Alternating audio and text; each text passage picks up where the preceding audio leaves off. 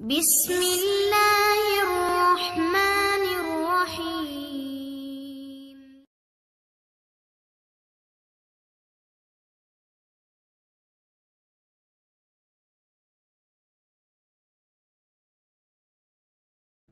Lesson 2. Today our topic is subject and predicate. Every complete sentence contains two parts. किसी भी मुकम्मल फ़िक्रे के दो हिस्से होते हैं। पहले हिस्से को हम सब्जेक्ट कहते हैं जबकि दूसरे हिस्से को प्रेडिकेट कहते हैं। किसी भी मुकम्मल फ़िक्रे का जो पहला हिस्सा होता है वो सब्जेक्ट होता है। The subject of a sentence is the person, place or thing that is performing the action of the sentence. Subject फ़िक्रे में किसी भी शख्स, जगह या चीज़ के नाम को कहते हैं जो कोई ना कोई एक्शन परफॉर्म कर रहा होता है। एक मुकम्मल फ़िक्रा हमें सब्जेक्ट के बारे में मालूमात फराहम करता है। किसी भी फ़िक्रे के दूसरे हिस्से को हम प्रेडिकेट कहते हैं।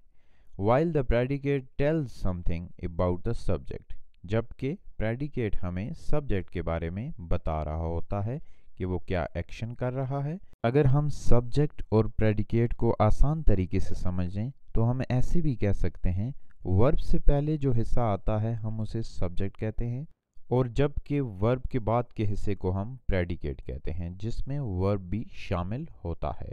और प्रेडिकेट हमें सब्जेक्ट के बारे में इंफॉर्मेशन देता है।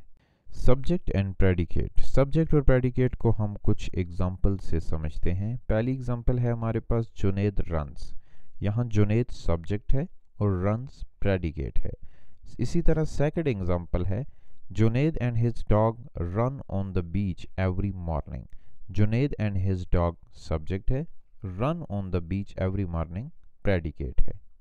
यहाँ प्रेडिकेट हमें जुनेद एंड हिज डॉग जो हमारे पास सब्जेक्ट है उसके एक्शन के बारे में बता रहा है।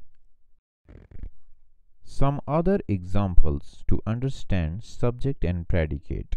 He reads. This is very simple as there are only two words.